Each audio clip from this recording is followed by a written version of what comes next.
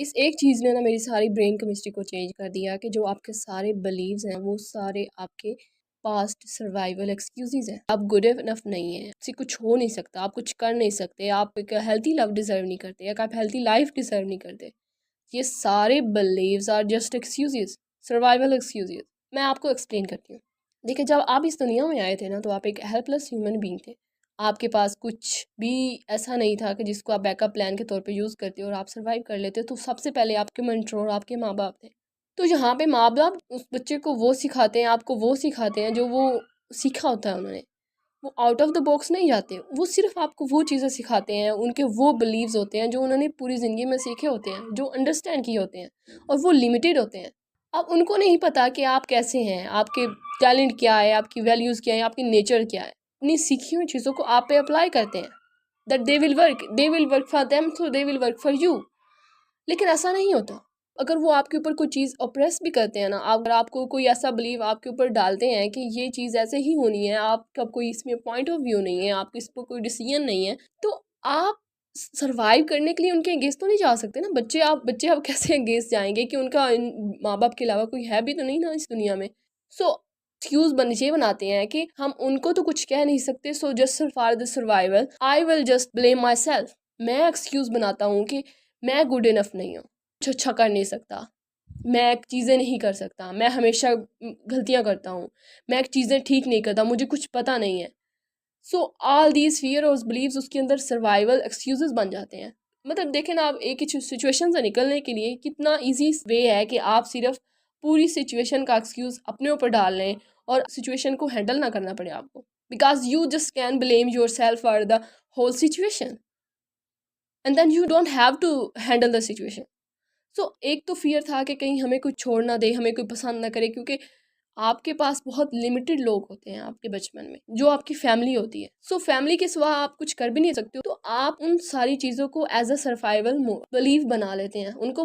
और वो एक्सक्यूज आप इतने रिपीटेडली करते हैं कि वो आपके बिलीव बन जाते हैं। आप देखिए, सारी जिंदगी आपने हर सिचुएशन को अपने ऊपर ब्लेम दे रहे हैं। मैं इनफ नहीं हूँ, मैं ठीक नहीं हूँ, मैं गलतियाँ करती हूँ, या मैं कुछ कर ही नहीं सकती।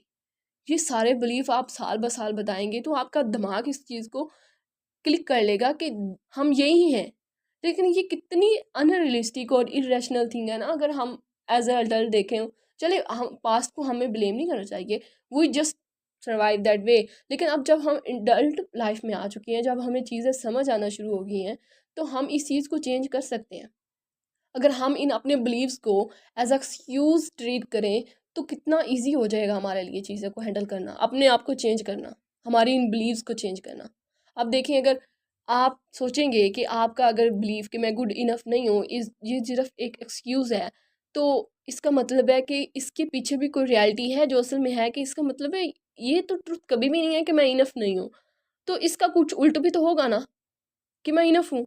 लेकिन इस चेंज करने के लिए आपको बहुत ज़्यादा रेजिस्टेंट होगी। जब भी आप अपने आप को बताने लगेंगे ना कि ये सिर्फ एक एक्सक्यूज है, तो आपका ब्रेन रेजिस्ट करेगा, क्योंकि उसको इतने अरसे इतना बताया गया है कि no, focus on just not being enough. So he will be like panic.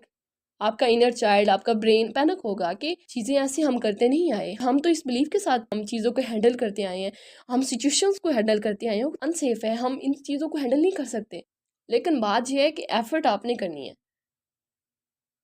इस रेजिस्टेंस को आपने एफर्ट के थ्रू चेंज करना है। मतलब कि ये चेंज हो सकती है, ये फील सेव होगा। लाइक आप इतना उसके ऊपर फोकस करेंगे जब एक चीज़ के ऊपर, तो आपका ब्रेन जो है ऑटोमेटिकली शिफ्ट होना शुरू हो जाएगा उस तरफ। सो आपको सिर्फ एफर्ट करनी है। इन बिलीव्स की वजह से आपकी ज़िंदगी चेंज नहीं हो रही, आप कुछ कर नहीं पा रहे हैं।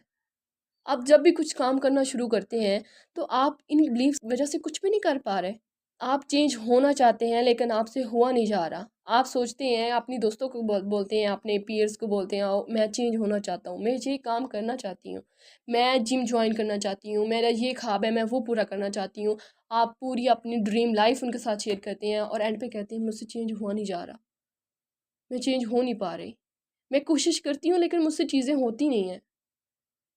वो इस वजह से कि बिलीफ है कि आप ये सब नहीं कर सकते।